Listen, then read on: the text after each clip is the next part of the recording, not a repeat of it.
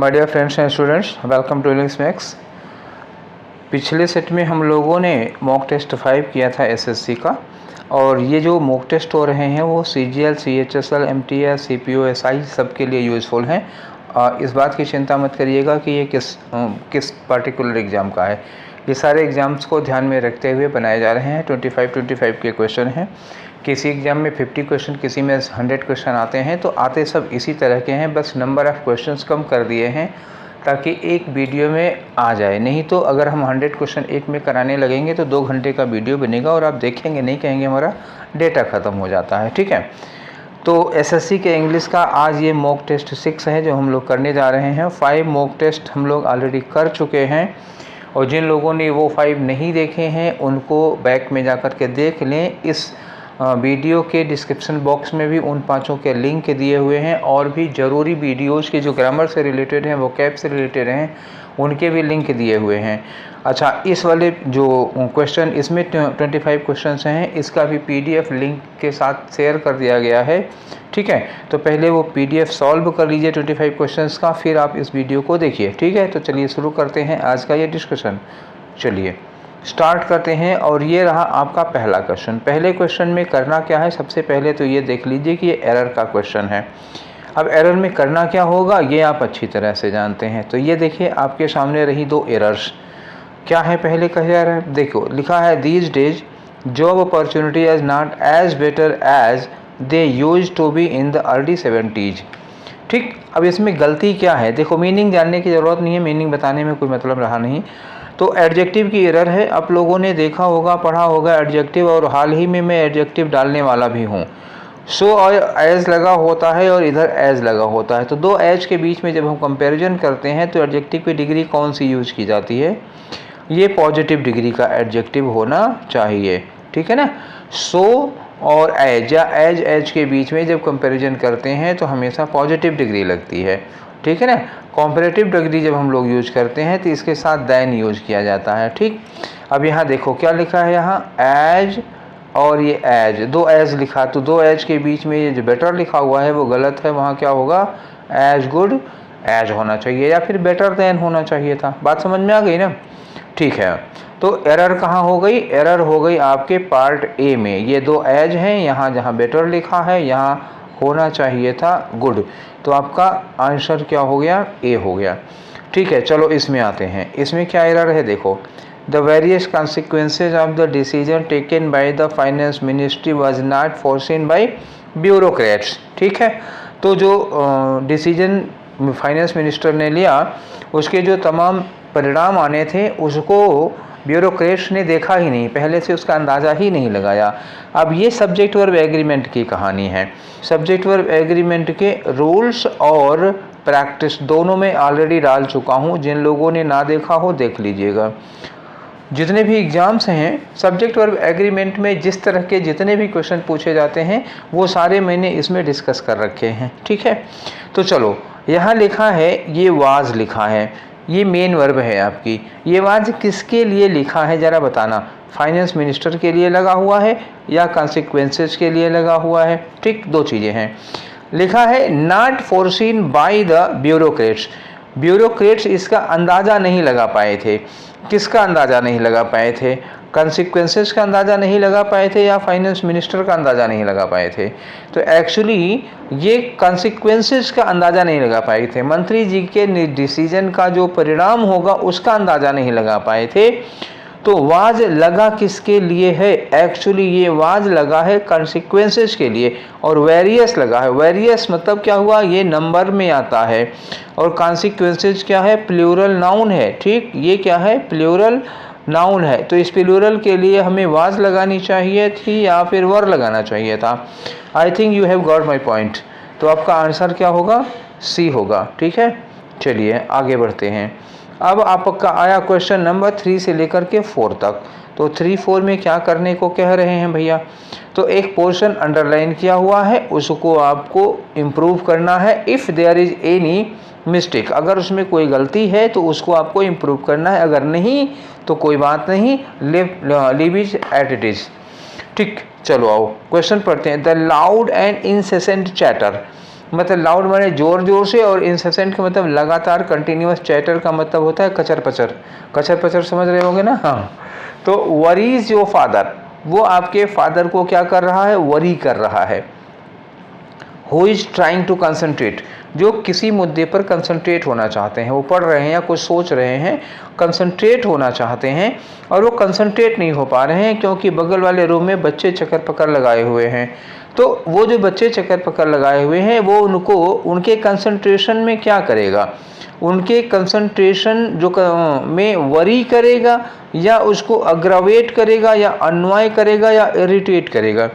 आप जब कंसंट्रेट होने की कोशिश करते हैं, किसी विषय पर आप ध्यान लगाने की कोशिश करते हैं, बगल से कोई डिस्टरबेंस होता है तो आप अग्रावेट होते हैं? नहीं। अग्रावेट क्या होता है, जैसे कोई परेशानी है वो बढ़ जाए, तो यहाँ कोई परेशानी तो बढ़ नहीं रही है। और अनवाइज, अनवाइज का मतलब होता है किसी को नाराज़ कर देना, तो नाराज़ नहीं कर रहे हैं बल्कि क्या कर रहे हैं, उनको इरिटेट कर रहे हैं। उनके पापा जो किसी मुद्दे पर ध्यान लगाना चाहते हैं, बच्चों की बातचीत उनको इरिटेट कर रही है। वरी करना होता है ना, किसी मतलब विषय को लेकर के चिंता व्यक्त करना, वो वरी करना होता है। तो किसी विषय को लेकर चिंता नहीं व्यक्त कर रहे हैं बल्कि कंसंट्रेट नहीं कर पा रहे हैं, तो बच्चों की कचर पचर से क्या हो रहे होंगे, वो इरिटेट हो रहे होंगे। तो सूटेबल वर्ड यहाँ जो लगाना था वो इरिटेट लगाना था। ठीक, जब हम अब किसी बात पर कंसंट्रेट नहीं कर पाते हैं तो डिस्टर्ब करने वाले एलिमेंट पर इरिटेट होते हैं। और ये रहा आपका अगला क्वेश्चन। ठीक, यहाँ लिखा है कि Indian will enter the league of major developed nations as a space giant with a short time. ठीक है, इन्होंने कहा विद इन शॉर्ट टाइम, थोड़े ही समय में जो इंडियंस हैं वो कुछ बड़े बड़े डेवलप्ड नेशंस की लीग में शामिल हो जाएगा। और किस रूप में? As a space giant, as a space giant, एक स्पेस जाइंट के रूप में। तो जाइंट मतलब कोई बहुत बड़ी चीज़ के लिए यूज़ किया जाता है, तो स्पेस जाइंट से ज़्यादा ठीक होगा, या स्पेस एनर्जी के रूप में, या स्पेस फोर्स के रूप में, या फिर स्पेस पावर के रूप में। तो अंतरिक्ष पावर, स्पेस पावर के रूप में हम लोग आ जाएंगे, क्योंकि हमारा स्पेस प्रोग्राम काफ़ी डेवलप चल रहा है, तो जल्दी ही हम एक बड़े स्पेस पावर के रूप में आ जाएंगे। तो यहाँ पे क्या लगाना चाहिए था हमें? Space power. ठीक है ना, फोर्स, एनर्जी और फोर्स नहीं, क्या लगेगा यहाँ? स्पेस पावर लगेगा। ठीक है, वैसे स्पेस जाइंट भी अच्छा है, लेकिन यहाँ चूँकि पावर का रेफरेंस आ रहा है कि हम इस क्षेत्र में बड़े ताकतवर हो रहे हैं, इसलिए जाइंट यूज किया जाता है केवल साइज़ के लिए, बहुत बड़े के लिए यूज किया जाता है। जैसे इंडस्ट्री वगैरह हो जाता है तो उसके लिए यूज किया जाता है, वो पर्सन में यूज किया जाता है। कंट्री में क्या होगा, हमारे कंट्री पावरफुल हो रहा है ना इस क्षेत्र में, स्पेस रिसर्च के क्षेत्र में, तो इसके लिए स्पेस पावर के लिए ज़्यादा सुटेबल होगा। और यहाँ इम्प्रूवमेंट होकर के क्या आएगा? पावर आएगा। नेक्स्ट क्वेश्चन आ जाओ, क्वेश्चन नंबर 5। क्वेश्चन नंबर 5 क्या कह रहा है? देखो, ये खाली जगह भरना है, और अब की बार जो खाली जगह है उसमें डबल डबल हैं। ठीक है, इसमें एसएससी में 16 के आसपास इस तरह के क्वेश्चन पूछे जा रहे थे कि जिसमें डबल फिलर आ जाता है। एक्चुअली इस तरह के क्वेश्चन ज़्यादातर बैंक में पूछे जाते हैं, पर एसएससी में इसके पहले आए हैं ऐसा नहीं है, तो इसलिए मैंने सोचा कि लाओ डबल फिलर वाले क्वेश्चन भी दे देते हैं। हो सकता है डबल फिलर के क्वेश्चन आए तो बच्चे कहेंगे कि हमको बताया नहीं गया है। इन दैट केस बीच बीच में इस तरह के डबल फिलर के क्वेश्चंस हम डालते रहेंगे। तो ये चलो हम पहले क्वेश्चन करते हैं डबल फिलर। अच्छा, इसको करते कैसे हैं? एक बात हमेशा ध्यान रखना कि इसके लिए ये जो पहले वाले हैं ये सारे के सारे में से कोई एक सूटेबल होगा, और इसके लिए इसमें से कोई ना कोई एक सूटेबल होगा। तो हमें देखना है कि इन दोनों में रिलेशन क्या होगा। पहले इन दोनों का रिलेशन देख के तब हम लगाएंगे। याद रखना कि दोनों के दोनों सूटेबल होने चाहिए। कोई एक कितना भी खूबसूरत ऑप्शन होगा लेकिन वो आंसर नहीं बन पाएगा। ठीक है, चलो तो लिखा है the social workers dash, the social workers, कोई सोशल वर्कर थे, वो कुछ कर रहे थे टूवर्ड्स द सोसाइटी, मतलब एक उनका नज़रिया होगा। कोई सोशल वर्कर है, समाज के प्रति उनकी डैश चीज़, has created a wave of dash among his admirers, उनके एडमरर्स, उनके प्रशंसकों, उनके चाहने वालों में डैश चीज़ पैदा कर दी। तो इसका मतलब हुआ कि इसमें क्या है? कारण है और परिणाम है। ठीक है ना, कॉज है और इफ़ेक्ट है। अगर इन्होंने कुछ अच्छा किया होगा, ठीक है, अच्छा किया होगा तो उसका रिजल्ट क्या होगा? अच्छा होगा। बस ये देखना, अगर इन्होंने कुछ बुरा किया होगा तो इनका रिजल्ट बुरा होगा। कारण परिणाम में अच्छा अच्छा बुरा बुरा होगा। ठीक है ना, तो अब देखो कि होता क्या है, पहले जितने भी कम्बिनेशंस हैं इनको हम लोग चेक कर लेते हैं, दोनों में अच्छा अच्छा या दोनों में बुरा बुरा कौन सा है। ठीक है, पहला आ जाओ, पहले में है अपैथी है तो डिलाइट। अगर सोशल वर्कर अपैथी दिखाएगा तो डिलाइट तो पैदा नहीं होगी फिलहाल। ठीक है, निगेटिव से निगेटिव चीज़ आएगी। अगर नेग्लिजेंस दिखाते हैं, सपोज करो वो लापरवाही नेग्लिजेंस दिखाते हैं, तो लोगों में पेशेंस डेवलप होगा, ये भी बात नहीं होगी। अगर वो सिंपैथी दिखाते हैं लोगों से तो लोगों में डर पैदा होगा, ये भी बात नहीं हो सकती। अगर वो इंडिफरेंस दिखाते हैं, इंडिफरेंस मतलब उदासीनता, हमसे क्या लेना देना, तो लोग शॉक्ड रह जाएंगे, ये बात सही है कि जो सोशल वर्कर है समाज के प्रति अगर वो अपना इंडिफरेंस दिखाता है तो लोग क्या रह जाएंगे, शॉक्ड रह जाएंगे, उनको सदमा लगेगा, यार सोशल वर्कर और इतना इंडिफरेंट, तौबा तौबा, मतलब ऐसा तो नहीं हो सकता, छी छी करेंगे लोग। तो ये वाला जो डी वाला ऑप्शन है वो कॉज और इफेक्ट के लिए सुटेबल है। इंडिफरेंस का काज होगा तो लोग शॉक्ड रह जाएंगे, ठीक है। बाकी सबों में अपोजिट था, कॉज और इफेक्ट में अपोजिट रिलेशन था, तो वो सब गलत थे। Your answer should be D. ठीक है, तो डबल फिलर कैसे करते हैं अंदाज़ा लग गया होगा। तो एक और डबल फिलर का क्वेश्चन है, देखो इसमें क्या कह रहे हैं कि पीपुल रेस्पेक्ट हिम, लोग उसकी बहुत रिस्पेक्ट करते हैं, बिकॉज ही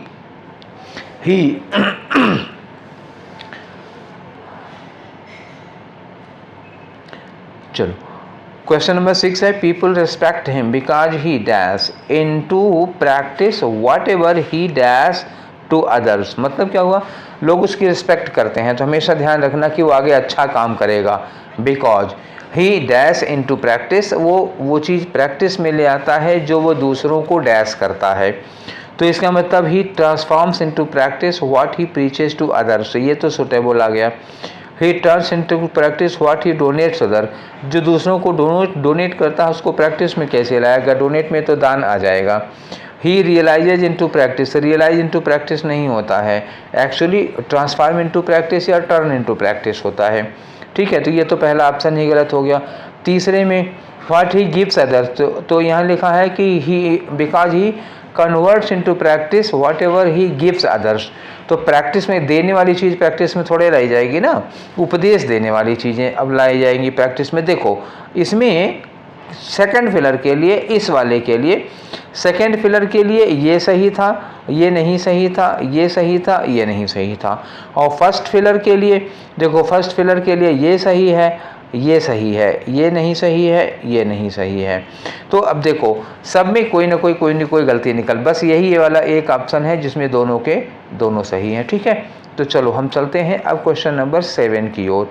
7-8 में क्या करने को कह रहे हैं भैया, ये बता रहे हैं आपको मीनिंग बतानी है। मीनिंग बतानी है, एक वर्ड दिया हुआ हो उसकी सिमिलर मीनिंग। ठीक है, तो चलो नॉन चाइलेंट का क्या मतलब होता है। नॉन चाइलेंट का मतलब होता है ना जिसके अंदर कोई इमोशन ना हो, जिसके अंदर कोई इमोशन ना हो, तो ये क्या होता है, इमोशनलेस होता है। तो इमोशनलेस आदमी होगा तो विजिलेंट होगा, ये तो सतर्क के लिए आता है। नो अपैथेटिक, हाँ अपैथी, पैथी इमोशन होता है। अपैथेटिक का मतलब होता है जिसके अंदर कोई इमोशन ना हो। अटेंटिव का मतलब हो बड़ा चौकन्ना होता है। स्क्रपुलस का मतलब बड़ा ईमानदार होता है। तो ये सारे तो लगने वाले नहीं है। आपका ऑप्शन क्या हुआ इसमें, बी नॉन चाइलेंट का मतलब अपैथेटिक जिसके अंदर कोई इमोशन ना हो। अगला आ जाओ, वर्ड दिया है श्रूड। श्रूड का मतलब क्या होता है, बहुत ही काइयाँ। एक वर्ड सुना होगा, गाँव वाले बच्चे जितने भी होंगे वो समझ जाएंगे। काइयाँ समझ रहे हो ना, काइयाँ का मतलब क्या होता है। अब दूसरा वर्ड ले लो, हिंदी में बड़े अच्छे अच्छे वर्ड हैं इसके लिए, मक्कार। और दूसरा वर्ड बताऊँ, धूर्त। ठीक है, तो अब धूर्त और मक्कार से तो समझ में आ ही गया होगा। अंग्रेजी में इसके लिए क्या कह सकते हो, कनिंग। क्या हो सकता है, कनिंग हो सकता है। और क्या हो सकता है, दूसरा वर्ड इसके लिए जो श्रूड लिखा है यही यूज कर सकते हो।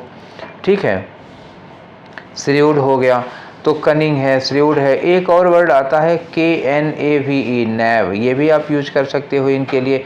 एक और वर्ड आता है TYKE, टाइक, ये आप यूज कर सकते हैं। तो कितने वर्ड मैंने बता दिए, देखो मक्कार या धूर्त का कनिंग है, नैव है, श्रूड है, टाइक है, चाहे जो लगाओ। देखिए कौन सा इसमें मिलता है, क्लेवर। श्रूड का क्लेवर होगा, क्लेवर होता, अगर ये कनिंग ना दिया होता ना तो क्लेवर हो सकता, तो अभी कनिंग दिया है तो क्लेवर नहीं होगा। और स्मार्ट और इंटेलिजेंट नहीं होगा, ये पॉजिटिव वर्ड आते हैं। निगेटिव कनिंग क्या है ना, निगेटिव वर्ड है, धूर्त के लिए है। तो आपका आंसर क्या होगा इसमें, कनिंग होगा। ठीक है,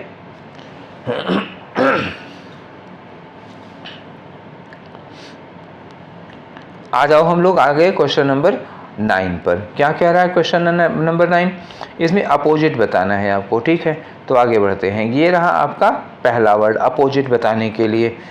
किसका अपोजिट बताना है, एक्सीलरेट। एक्सीलरेट का मतलब क्या होता है, अच्छा देखो भाई, आप लोग बाइक चलाते होंगे या कार चलाते हो, कुछ लोग जिनकी किस्मत बढ़िया होगी। ठीक है, तो अभी स्टूडेंट लाइफ में हो तो इसलिए मैं ये अज्यूम नहीं कर रहा हूँ कि आप कार चलाते होगे, पापा की कार हो सकती है, आपकी अपनी नहीं होगी। ठीक है, तो जो एक्सीलरेट होता है, तो बाइक वगैरह में एक्सीलरेटर क्या होता है, एक्सीलरेटर जब आप उसका कान उमेरते हैं तो गाड़ी की स्पीड बढ़ जाती है ना। तो एक्सीलरेट का मतलब क्या हो गया, स्पीड बढ़ा देना या कोई चीज़ इंक्रीज कर देना। एक्सीलरेट का सेंस क्या आ जाएगा, इंक्रीज कर देना, स्पीड वगैरह बढ़ जाती है तो इंक्रीज हुआ। तो डिमिनिश का मतलब क्या होगा, डिमिनिश मतलब होता है डिक्रीज होता है, ये घटा देना हो गया। ठीक है, तो ये तो अपोजिट हो गया ना इसका। अब क्विकन मतलब जल्दी करना, तो ये साइनोनियम में आ जाएगा। डिले मतलब होता है देर करना, लेकिन घटाने का सेंस है ना, देर करने का सेंस तो है नहीं। और डिसेंट का मतलब अवतरण होगा, अवतार लेना, तो ये भी तो होगा नहीं। फिर आपका क्या होगा, एक्सेलरेट का अपोजिट क्या हो गया, डिमिनिश हो गया। ठीक, घटाना हो गया। चलो आ जाओ क्वेश्चन नंबर 10 पर आते हैं। क्वेश्चन नंबर 10 है अनकैम्प्ड के लिए लिखा हुआ। देखो अनकैम्प्ड एक बार बता चुके हैं, अनकैम्प्ड का मतलब क्या होता है ना, अव्यवस्थित, बिखरा हुआ। अव्यवस्थित मतलब क्या हुआ, डिसऑर्डरली। जो भी हर चीज़ क्या होती है, डिसऑर्डरली होती है, इधर इधर बिखरा हुआ, फैला हुआ, जैसे स्टूडेंट्स के कमरे में चीज़ें देखने को मिलती हैं। ठीक है, तो टाइडी इसका अपोजिट क्या हो गया, टाइडी मतलब हो गया सुव्यवस्थित, एकदम से बहुत बढ़िया सा। अनटाइडी का मतलब वही बिखरा हुआ, डिसऑर्डरली हो गया। डिसहेबल्ड का मतलब यही हो गया, अनटाइडी डिसऑर्डरली हो गया। तो इन सब की तो सिमिलर मीनिंग हो गई ना, ये सब सेम सेम में आ गए। और एक चीज़ जानते हैं क्या, अम्ब्रेज का मतलब होता है ना साया, छाया जिसको कह सकते हो, पेड़ का साया या पेड़ की छाया, तो ये इस सेंस में आता है। तो इसमें ये सिमिलर हो गया, ये सिमिलर हो गया, एक देख लीजिएगा, दो तो सिमिलर हो गए और ये अपोजिट हो गया टाइडी। तो आपका आंसर इसमें क्या हो गया, आंसर हो गया इसका ए। ठीक है, तो 10 हो गए हमारे क्वेश्चन। अब आते हैं 11 पे। 11 पे क्वेश्चन क्या है, इडियम फ्रेज दिया हुआ है, उसकी आपको मीनिंग बतानी है। तो आ गए आपके इडियम 11 पर। इडियम 11 में क्या है, देखो, my boss did me a good turn. मेरे बॉस ने मेरे साथ एक गुड टर्न किया। कैसे किया, by recommending me for the post of vice president. ठीक, तो वाइस प्रेसिडेंट के पोस्ट के लिए मेरे बॉस ने मुझे रिकमेंड कर दिया। तो ऐसा करके उन्होंने मेरे साथ क्या किया होगा बताओ, he did me a good turn. तो इसका मतलब क्या हुआ कि मेरे साथ क्या किया उन्होंने, ही बिकम सडनली गुड, या ही इम्प्रूव्ड माई प्रोस्पेक्टस, या he did an a kind of act of kindness, या ही रिटर्न माई काइंडनेस। तो he did an act of kindness, मुझे वाइस चांसलर या वाइस प्रेसिडेंट की पोस्ट के लिए recommend करके उन्होंने एक दया का काम किया। ही did an act of kindness. आपका आंसर क्या होगा, सी। ठीक है, चलो आगे आ जाओ। और आया क्वेश्चन नंबर 12। क्वेश्चन नंबर 12 में क्या दिया है, देखो, I didn't know that she could paint. मुझे पता नहीं था कि वो पेंटिंग भी कर सकती है। तो सी सच अ डार्क हॉर्स। अरे वाह, वो तो बड़ी डार्क हॉर्स निकली। तो वो बड़ी डार्क हॉर्स निकली का मतलब क्या हुआ, वो तो बड़ी छुपा रुस्तम निकली। तो छुपा रुस्तम का मतलब क्या हुआ यहाँ पे बताओ। अच्छा, मैं हॉर्स पर इडियम्स डाल चुका हूँ। ठीक है, एनिमल्स पर मैंने इडियम्स बनाए थे, हॉर्स पर बना दिया, डॉग पर बना दिया, ऐसे कई चीज़ों पर बनाया हूँ। तो उसमें ये आया है पार्टिकुलर हॉर्स पर जितने भी इडियम्स होते हैं जो एग्जाम्स में पूछे जाते हैं वो मैं डाल चुका हूँ। ठीक है, तो जिन लोगों को ने नहीं देखा हो, ये देखो ऊपर आई बटन में देखो इसका लिंक दिखाई दे रहा होगा, तो देख लेना इसको। 10-12 करीब हैं इडियम्स हॉर्स पर है। ठीक, तो डार्क हॉर्स का मतलब होता है छुपा रुस्तम। छुपा रुस्तम का मतलब क्या होगा, डिफाई होगा, या ब्लैक हॉर्स होगा, या अननोन पर्सन होगा, या अनफॉर्चुनेट कंपिटिटर। तो ये क्या होगा, अनफोर्सिन कंपिटिटर हो जाता है। समझ में आ गया? मतलब एक होता है अननोन विजिटर, जिसको आप जानते नहीं कि ये भी जीत सकता है, तो जिसको आपको उम्मीद ना हो कि ये सफल हो सकता है, वो जब सफल हो जाता है कहता है यार बड़े छुपे रुस्तम निकले, तो ये अनफोर्सिन कंपिटिटर कहा जाता है उसको। ठीक है, तो आ जाओ क्वेश्चन नंबर 13 पर। क्या पूछ रहे हैं क्वेश्चन नंबर 13 में? वन वर्ड सब्स्टिट्यूशन पूछ रहे हैं कि इसमें कौन सा है एक लाइन के लिए जिसको हम सब्स्टिट्यूट कर सकते हैं उससे। तो आगे क्वेश्चन नंबर 13 पर क्या कह रहा है? Question number 13, fear of being enclosed in a small closed space. तो फियर मतलब डर, डर का मतलब क्या हुआ? फोबिया हो गया। अच्छा भैया, फोबियाज का भी अभी हमने पिछले हफ्ते डाला था। ठीक है, करीब 80-90 फोबिया हैं जो मैंने अभी अभी कुछ दिन पहले ही वीडियो बना करके डाले हैं। ठीक, उसका भी लिंक देखो मैं ऊपर डाल दे रहा हूँ, जब भी आपको फुर्सत मिले देख लीजिएगा, और डिस्क्रिप्शन बॉक्स में भी पड़ा हुआ है, उसमें मैंने ये फोबिया पढ़ाए थे। ठीक है, तो क्लोज स्पेस से मतलब बंद घिरी जगह से अगर आपको डर लगता है तो कैसा फोबिया उसको कहते हैं? देखो एक एक करके देखो। एगोराफोबिया क्या होता है? वाइड ओपन स्पेस, खुली जगह होती है उससे डर लगता है। क्लॉस्ट्रोफोबिया होता है जब बंद जगह होती है, जैसे लिफ्ट वगैरह में कैद हो जाते हैं तो बंद जगह से आपको डर लगता है, तो क्लॉस्ट्रोफोबिया होगा, ये आपका हो गया। जेनोफोबिया होता है ना, विदेशियों से डर होता है। ठीक, जब किसी आप अजनबी, अपरिचित या परदेसी को देखकर डर जाते हैं तो वो होता है जेनोफोबिया। पैरानोइया हमारे फोबिया में नहीं है, लेकिन पैरानोइया होता है पागलपन, एक तरह का होता है, उसको कहते हैं पैरानोइया। ठीक है, चलो अगला क्वेश्चन आते हैं। ये रहा क्वेश्चन नंबर 14। तो कोई something no longer in use, कोई चीज़ है जो अब यूज में नहीं है, तो उसको हम लोग क्या कहेंगे? डिसोलेट का मतलब क्या हुआ? तो डिसोलेट जिसको हम एकदम से किनारे कर देते हैं वो हो गया। एब्सोल्यूट का मतलब 100%। ऑब्सलीट होता है, ऑब्सलीट का मतलब जो आजकल यूज में नहीं है, ओल्ड फैशन्ड हो जाता है, जो इस समय यूज में नहीं है, प्रचलन के बाहर है। नो लॉन्गर इन यूज, जिसको क्या कहते हैं? ऑब्सलीट कहते हो। प्रिमिटिव का मतलब एकदम आदिम हो जाता है। सभ्यता की शुरुआत में जो चीज़ें थी, जैसे स्टोन एज में लोग पत्तों के कपड़े पहना करते थे, तो वो प्रिमिटिव हो जाता है। ठीक है, तो लेकिन नो लॉन्गर इन यूज के लिए जो सुटेबल वर्ड है वो क्या है? ऑब्सलीट, मतलब जो इस समय यूज में नहीं है, जो प्रचलन में नहीं है। अब आ जाओ अगले दो क्वेश्चन हैं किसके? डायरेक्ट और इनडायरेक्ट के। ठीक, तो क्या करना होगा ये तो आपको पता ही है। इसमें आ जाओ करते हैं सीधे question. He said I was doing it. देखो ही सेड लिखा, तो ही सेड के बाद I was doing it, clear. तो यहाँ क्या लगेगा? यहाँ लगेगा दैट, आई की जगह क्या लगेगा? ये ही हो जाएगा, और वाज का क्या हो जाएगा? पता ही है, वाज का हो जाता है हैड बीन। क्लियर हो गया? ठीक है, तो ही सेड, अब he said that, he said that किस में लगा है? इसमें भी है, इसमें भी है, इसमें भी है, इसमें भी है। अब तुम्हें वाज का हैड बीन चाहिए, तो हैड बीन कहाँ है? केवल इसमें है, बाकी किसी में नहीं है। तो आंसर कौन सा हो गया? C. Is that clear? There should be no doubt. चलो आगे बढ़ते हैं। हमारा क्वेश्चन नंबर 16 में क्या कह रहा है भैया? देखो, ही एक्सक्लेम्ड विद जॉय। तो एक्सक्लेम्ड विद जॉय का मतलब हुआ कि कुछ अच्छा खासा हासिल हुआ होगा। ठीक है, तो यहाँ एक्सक्लेम्ड विद जॉय के लिए आप हुर्रा हुर्रा टाइप का कोई एक एक्सक्लेमेशन भी लगाएंगे। आगे लिखा है कि देयर टीम, देयर की जगह क्या हो गया? ही के लिए अगर देयर लगा है तो यहाँ क्या रहा होगा? और रहा होगा।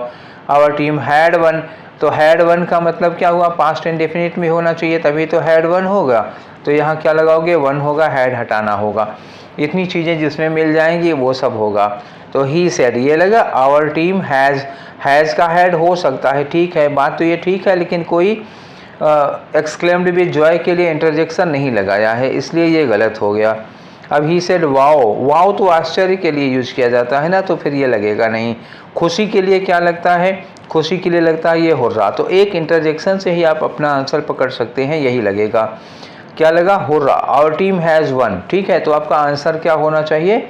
डी में। ये एकदम से आसान है। ये आंसर क्या हो गया? गलत बोल दिया मैंने, सी होगा।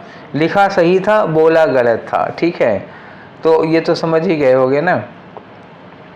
ठीक, तो इसको कैसे पकड़ लिए? ये तो आपने खाली इंट्रोजेक्शन से ही पकड़ लिया, इससे ज़्यादा कुछ करना ही नहीं था। तो आ जाओ आप क्वेश्चन नंबर 17 और 18 पे। करना क्या है? ये पैसिव बनाना है। पैसिव बनाने में देखो, ये वाला जो आपका क्वेश्चन नंबर 17 है, कई बार पूछा तो है, लेकिन ये वाला आप लोगों ने देखा नहीं होगा, बहुत कम। जिन लोगों ने सारी प्रैक्टिस कर ली होगी उसी को पता होगा। किसी किसी साल पूछा गया है, जब किसी चीज़ का टेस्ट बताया जाता है तो ये इस तरह बनाया जाता है। जैसे कहीं मान लो लिखा हो कि कुनैन टेस्ट बिटर, या हम ऐसे लिख दें कि sugar test bitter, test sweet. भाई चीनी बिटर काहे लगेगी यार, शुगर टेस्ट स्वीट, ये देखो स्वीट लिखा। तो जब इसकी पैसिव बनाओगे तो जानते हो क्या होगा, ये बनाया जाता है ऐसे, शुगर इज स्वीट, पहले ये बताओगे फिर लिखोगे when it is tested, when it is tested. Sugar मीठी लगती है व्हेन इट इज टेस्टेड, जब टेस्ट की जाती है। तो ये ऐसे बनाई ही जाती है, इसका रूल ही यही है, ठीक है। तो कैकोइज cocoa, cocoa is bitter when it is tasted, मतलब क्या हुआ कि इसका बनेगा कोकोआ टेस्ट बिटर। तो कोकोआ टेस्ट बिटर ये लगा आपको, कोकोआ टेस्ट बिटर ये लगेगा, ठीक है ना। ये इसी तरह जब किसी का टेस्ट वगैरह बनाया जाता है, बताया जाता है, तो ये ऐसे ही बनाए जाते हैं, ठीक। इसका रूल ही यही है, लिख लेना, याद कर लेना।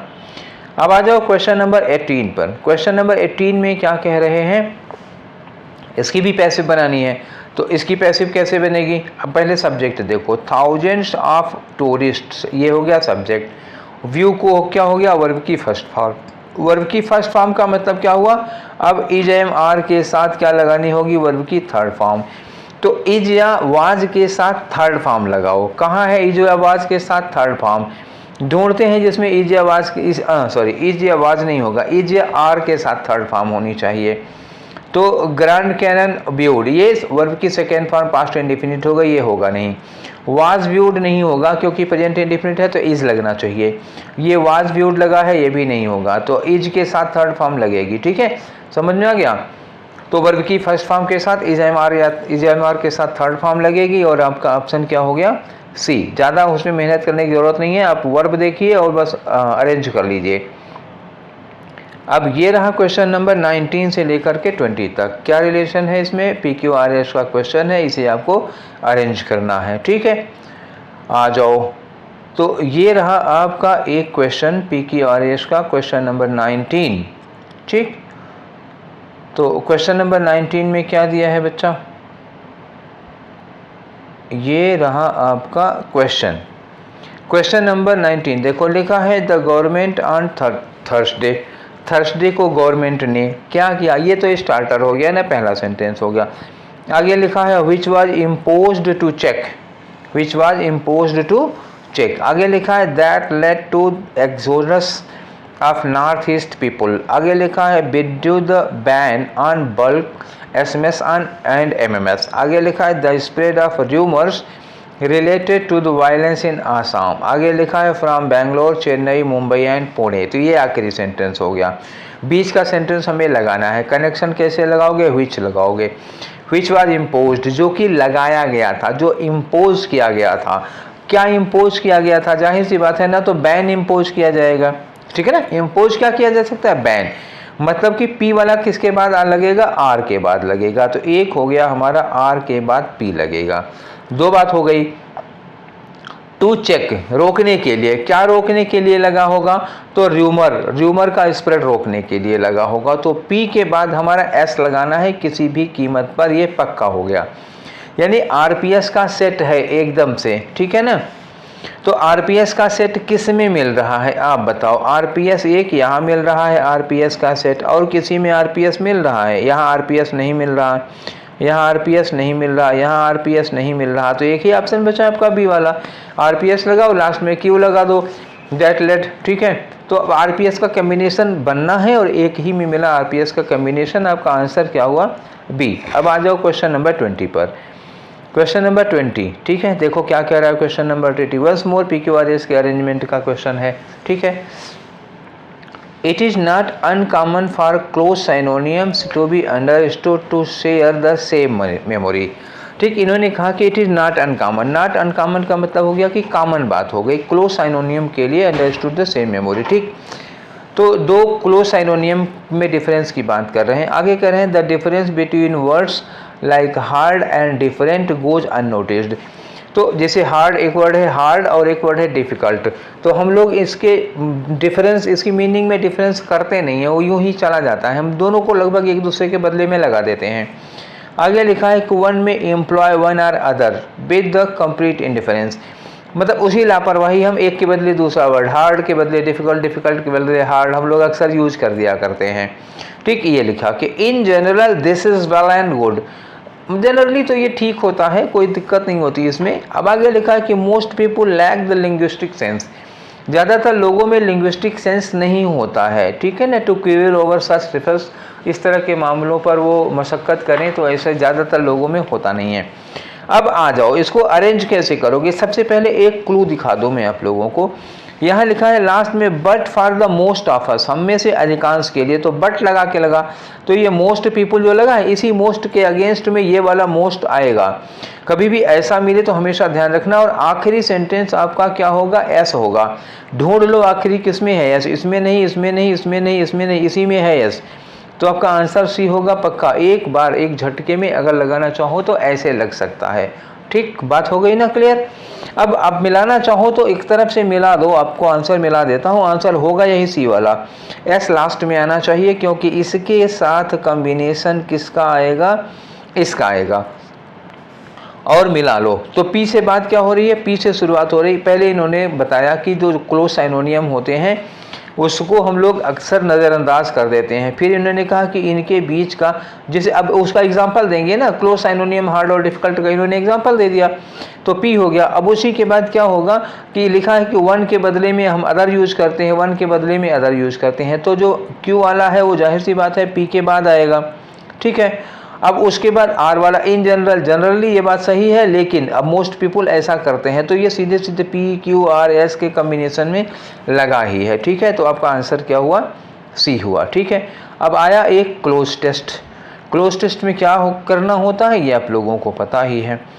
क्लोज टेस्ट देखो, अब यहाँ पढ़ना है, कुछ सुटेबल वर्ड लगाने हैं, पढ़ लो, पहले देख लेते हैं। स्माइल, ठीक, स्माइल दे से कहना है ऐसा लोगों का, smile, and soon there will be smile and miles of smiles, आप मुस्कुराओ और मीलों मीलों तक आपको मुस्कुराहट ही दिखाई देगी। मतलब आप किसी को अगर मुस्कुरा के ट्रीट करते हैं तो चारों तरफ आपको मुस्कुराहट ही देखने को मिलेगी। ठीक है, आगे बढ़ो। If we keep to ourselves and do not mix with others, अगर हम अपने आप तक में ही सीमित रहते हैं, दूसरों से मिक्सअप नहीं होते, तो we shall soon be left alone too, तो हमको लोग छोड़ करके आगे निकल जाएंगे। To ponder dash the misfortune of life, तो पॉन्डर के बाद यहाँ एक वर्ब लगा, प्रीपोजिशन लगाना होता है। पॉन्डर के बाद कौन सा प्रीपोजिशन लगता है, फिक्स है, पॉन्डर ओवर होता है। जब हम किसी चीज़ के बारे में सोचते हैं तो हम अपनी मिसफॉर्चून के बारे में सोचते हैं। हमारा जैसे हमारी शक्ल ही मनहूस है, हमारी सोच ही मनहूसियत वाली है, किसी को देखकर हम सीरियस रहते हैं, मुस्कुराते ही नहीं हैं, तो लोग छोड़कर आगे बढ़ जाएंगे, तुम अकेले पड़ जाओगे और अपनी बदकिस्मती का रोना रोओगे, तो हो गया पॉन्डर ओवर। आगे लिखा है क्योंकि nobody likes to come across dash, तो कोई भी आदमी उस आदमी से मिलना नहीं चाहता जो आदमी क्या हो, डैश एंड सेल्फ सेंटर्ड। अब देखो यहाँ भरोगे कैसे, भरने के लिए देखो एंड है, एंड के पहले एक वर्ड भरना है, तो एंड के बाद वाला जो वर्ड है वैसा ही वर्ड लगेगा। देख लो यहाँ लिखा है सेल्फ सेंटर्ड पर्सन, अगर एंड के बाद में सेल्फ सेंटर्ड लिखा है तो एंड के पहले भी सेल्फ सेंटर्ड से ही मिलता जुलता होना चाहिए एकदम। तो लेकिन एक बात याद रखना कि साइनोनियम नहीं होगा, सिमिलर होगा, सेम वर्ड नहीं होगा इसके पहले। ठीक, मतलब निगेटिव वर्ड, स्वार्थी से रिलेटेड कुछ वर्ड ऐसा आना चाहिए जो किसी को देखकर मुस्कुराता ना हो, मनहूस की तरह बैठा रहता हो। आगे पीपुल डैश, यहाँ भी एक खाली फिल है, people dash gregarious and outgoing soul, लोग मिलनसार लोग, ग्रेगेरियस होता है ना मिलनसार लोग, और आउट गोइंग सोल्स जो लोगों से मिलते जुलते हैं, लोग ऐसे लोगों को डैश करते हैं, मतलब पसंद करते हैं। यहाँ तो पसंद करने का वर्ड लगेगा। Who are prepare to share their joys and sorrows with them, जो अपने सुख दुख दूसरों से बांटने को तैयार होते हैं। Their joys doubt, their joys double, उनके जो जॉय हैं उनकी खुशियाँ दो गुनी हो जाती हैं, और सारों क्या हो जाते हैं, तो जाहिर सी बात है घट जाएगा। अपोजिट बात हो रही है ना, अगर खुशी दो गुनी हो रही है तो दुख क्या होगा, आधा हो जाएगा। तो 24 में आधा हो जाने वाला वर्ड लगाओगे, घटाने वाला लगाओगे। इफ़ दे हैव कैपेसिटी, ठीक है, to laugh dash their problems and miseries, अगर लोगों में ये क्षमता हो कि अपनी प्रॉब्लम्स को, अपने दुखों को हंस के टाल दे या हंस के किनारे कर दें, तो ठीक, आगे बढ़ो। अब देखो एक तरफ से भरते हैं। पहले वाले में कहा था कि मैंने बताया था ना कि पाउंडर के साथ कौन सा प्रीपोजिशन लगता है, ओवर लगता है, ये बात फिक्स हो गई, ठीक है। अब दूसरा आ जाओ, तो ये रहा आपका फिलर नंबर 22। फिलर नंबर 22 में क्या लगाना है बच्चा, ये 22 across a dash and self centred person, ठीक है ना। लोग ऐसे आदमी को पसंद नहीं करते हैं, उससे मिलना नहीं चाहते हैं जो सेल्फ सेंटर्ड और डैश हो। सेल्फ सेंटर्ड और सैडली हो, सैड होता तो लग जाता, सैडली नहीं लगेगा, एडवर्ब है ये। सीरियस पर्सन, हाँ ठीक है ये लग जाएगा, ग्लम ये लगेगा नहीं। और सेल्फिश पर्सन, सेल्फिश लगाऊं तो सेल्फ सेंटर्ड और सेल्फिश क्या हो जाएगा ना कि साइनोनियम हो जाएगा, तो सेम वर्ड नहीं लगाना है, सिमिलर लगाना है, ये सेम हो जाएगा। तो अब सेल्फिश एंड सेल्फ सेंटर्ड दोनों वर्ड एक ही हो जाएंगे, इसलिए सेल्फिश नहीं लगेगा, यहाँ सीरियस लगेगा, ठीक। आगे आ जाओ, क्वेश्चन नंबर 23। तो 23 में क्या फिलर लगाना है, तो मौका क्या है, people dash gregarious and outgoing souls, लोग मिलनसार लोगों को पसंद करते हैं। तो पसंद करते हैं तो यहाँ अवॉइड तो लगेगा नहीं, हेट तो लगेगा नहीं, ये दोनों निकल गया। बचा लाइक्स और लव, तो लाइक्स नहीं लग पाएगा क्योंकि इसमें प्लूरल वर्ब चाहिए। देखो पीपुल लगा हुआ ना, पीपुल सब्जेक्ट है तो वर्ब में एस नहीं लगा सकते, ये भी गलत हो गया। अब ऑप्शन केवल बचा आपका लव, डी वाला बचा, ठीक है। अब आ जाओ क्वेश्चन नंबर 24 पे। क्वेश्चन नंबर 24 में क्या है, देखो क्वेश्चन नंबर 24 कह रहा है ये कि लोगों की खुशियां दोगुनी हो जाती हैं और उनके दुख क्या हो जाते हैं, तो खुशियां दोगुनी हो जाएंगी तो दुख आधे हो जाने चाहिए। अब एक बात और देखो, जॉयस डबल, डबल में वर्ब की फर्स्ट फॉर्म लगी है, एंड के बाद भी यहाँ हमें क्या चाहिए, वर्ब की फर्स्ट फॉर्म चाहिए। वर्ब की फर्स्ट फॉर्म चाहिए तो डिसअपीयर्ड तो होगा नहीं, ठीक है, ठीक। और फेड्स में देखो एस लगा हुआ है, ये भी नहीं होगा। ग्रामेटिकली ए और डी नहीं होगा। दो बचा इंक्रीज और वेनिश, इंक्रीज में क्या हो जाता है, बढ़ जाना, तो दुख बढ़ते नहीं घट जाते हैं, इसलिए ये नहीं लगेगा। अब क्या लगाना, वेनिश मतलब डिसअपीयर हो जाना, लुप्त हो जाना। तो खुशियाँ दोगुनी हो जाती हैं और दुख गायब हो जाते हैं, तो यहाँ वेनिश लगाओगे, ठीक है। धोखे में डिसअपीयर्ड मत लगा देना क्योंकि ये वर्ब की सेकेंड फॉर्म है, ये लगेगी नहीं, कॉम्बिनेशन में लगेगा। एंड के पहले वर्ब की फर्स्ट फॉर्म लगी है, देखो एंड के पहले ये वर्ब की फर्स्ट फॉर्म लगी है तो एंड के बाद भी वर्ब की फर्स्ट फॉर्म ही लगानी है। ऐसी गलती, ऐसी मिस्टेक मत करना, ठीक है। तो अब एक क्वेश्चन और रह गया आज का, ये आखिरी क्वेश्चन है 25 में जो अपने प्रॉब्लम्स को, अपनी समस्याओं को क्या कर देते हैं, लॉफ अवे, ठीक है। लॉफ अवे का मतलब हंस के किनारे कर देते हैं। कोई प्रॉब्लम आई, हंस के किनारे करे, छोड़ो यार हो गया, जाने दो, जो होगा देखा जाएगा, ठीक है। तो ये थे हमारे आज के क्वेश्चन 25 और हम लोगों ने कर लिए। ये था सेट 6 हमारा। फिर मिलेंगे अगले वाले सेट में, सेट 7 में। इसके पहले के सेट जिन लोगों ने नहीं लगाए हैं, डिस्क्रिप्शन बॉक्स में लिंक दिया हुआ है, लिंक से आप चले जाइए, फिर वो वीडियो देख लीजिए। और हर वीडियो के साथ में क्वेश्चंस का PDF भी लगा हुआ है, पहले क्वेश्चन सॉल्व करिए, फिर वीडियो देखिए, फिर आंसर करिए। इसके बाद भी अगर कोई प्रॉब्लम रह जाती है, फंसी रह जाती है, तो आप मैसेज बॉक्स में मैसेज करिए, कमेंट करिए, वो सोल्यूशन आपको दिया जाएगा। फिर मिलेंगे नेक्स्ट सेशन में। Till then take care, thank you.